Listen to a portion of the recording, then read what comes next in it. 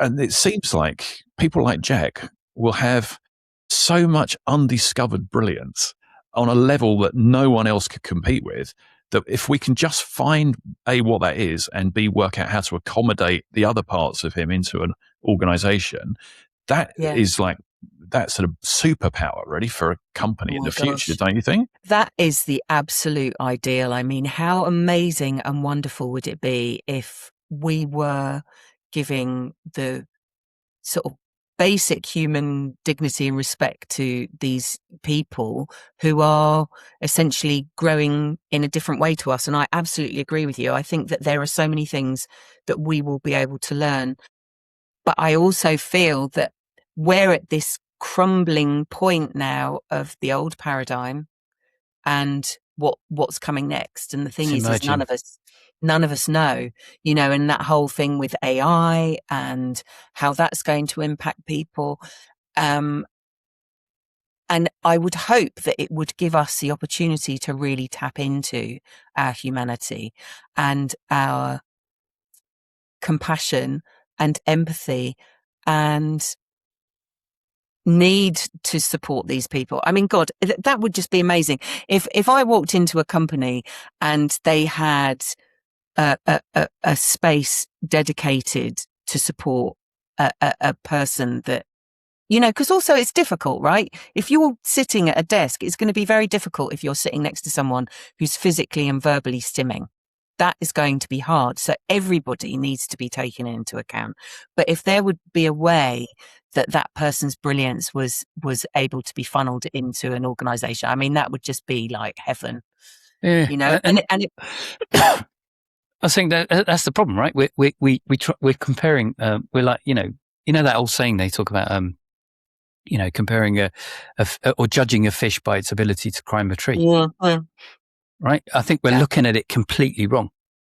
You know, we need to find.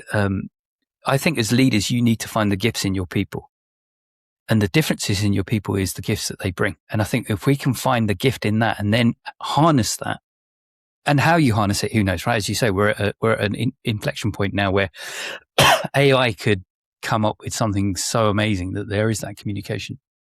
And rather than having someone sat next to you, can you imagine if that lad that was talking about Tupac wrote a report that people could read in their own time that actually, well, that's a perfect way to do it. But I think this whole comparison of be more like us is just ridiculous, isn't it? I think, I mean, gosh, it would be so amazing if you had a philanthropist who was kind of like, yeah, I want to create that space.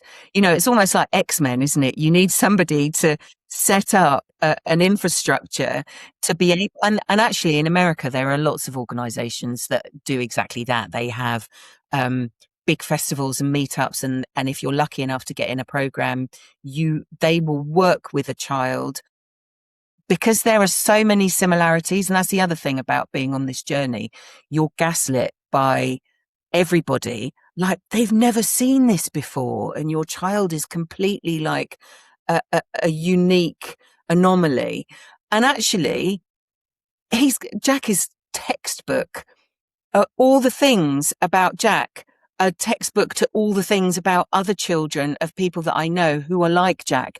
It's like a carbon copy. It's just so to be in a situation where you've got somebody telling you that it's brand new and they don't know what to do. I mean, I know more than the pediatrician in terms of how to support Jack, because when you kind of go looking for help and you go, actually, they don't know as much as I do in my lived experience.